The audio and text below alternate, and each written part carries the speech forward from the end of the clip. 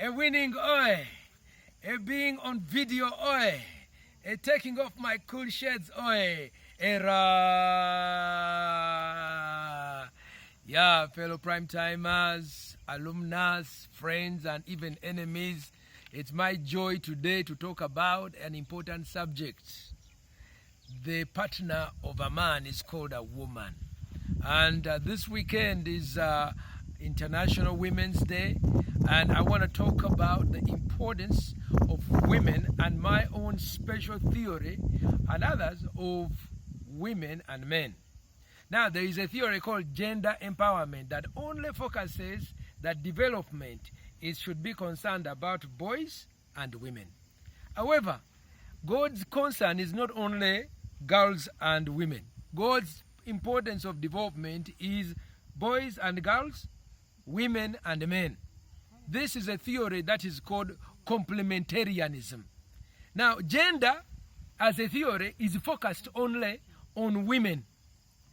Radical feminism actually also believes that there is no difference between women and men, and therefore, apart from reproductive aspects of biology, that men and women are essentially the same, which is why we have today women who claims to be men and men who claim to be women.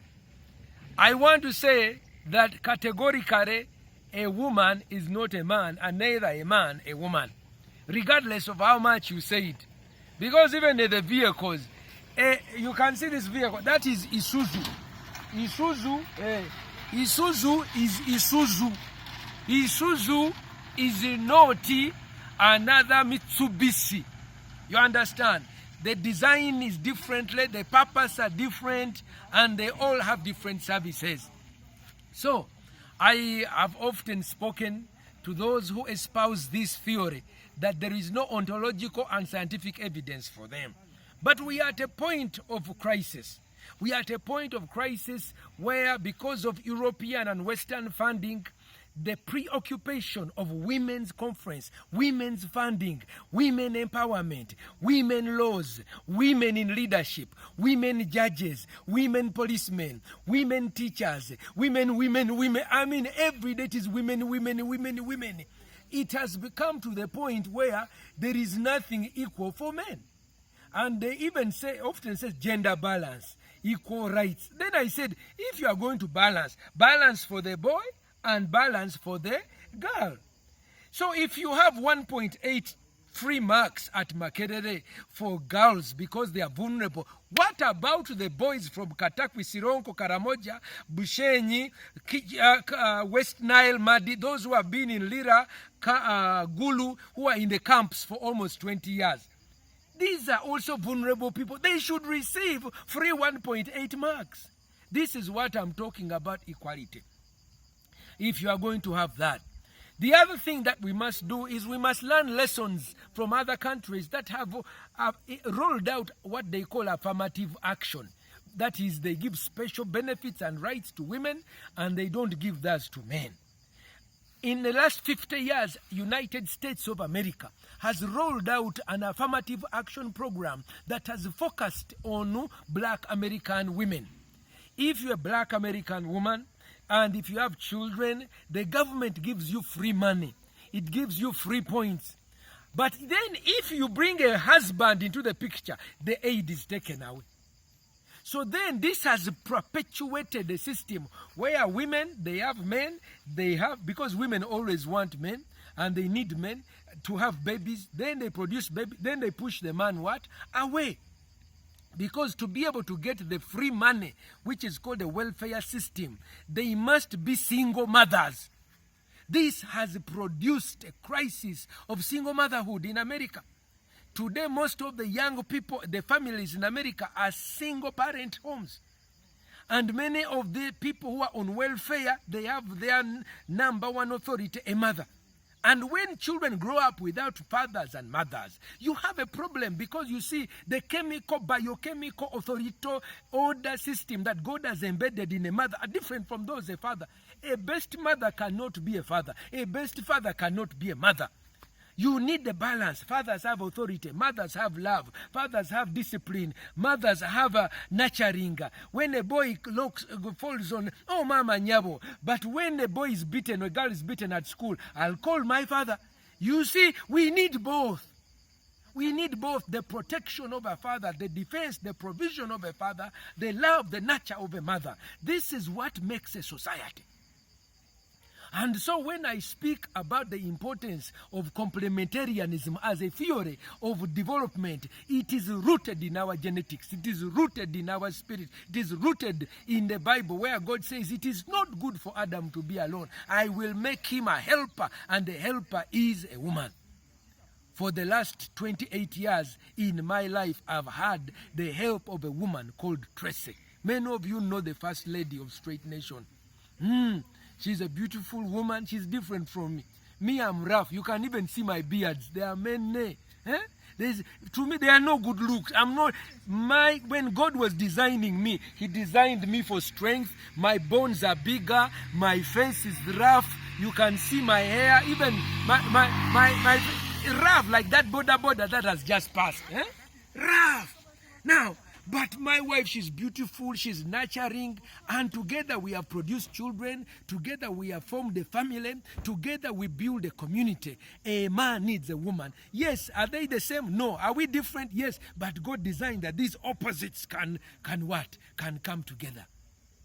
Now, the other thing, sometimes women, they want, I hear these, the new feminist teachers, they like boys to wear pink, they like boys to act like girls, gentle, but boys, God designed boys for adventure. God designed boys to break risks. To do dangerous things. You see, I see boys riding borders like this. Sometimes they have gogolo because it is in their DNA. God has, and it's not that only women, but predominantly in there are differences between boys and girls. And we should not force boys to be girls. Neither should we force girls to be boys. So, my theory of complementarianism today is what I want to share with you. It is a biblical message that men and women need each other, complement each other, and we should develop together. I want to appeal to all women.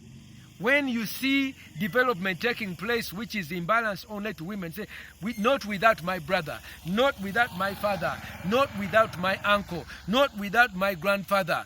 We should be a society, because in Africa we have fathers and mothers together. We are together and we have a fear of God and we love each other. So I want to appeal that it is time to reassess and review what we call and define as gender. Gender should not only be about women. It should be about boys, girls, men, women, so that we can develop together. I look forward to a time where Ugandan and African and global boys are developed as well as global girls and women. I look forward to where we don't have the problem what is going on in America. You have about 3 million educated, successful black American women who don't have a man to marry.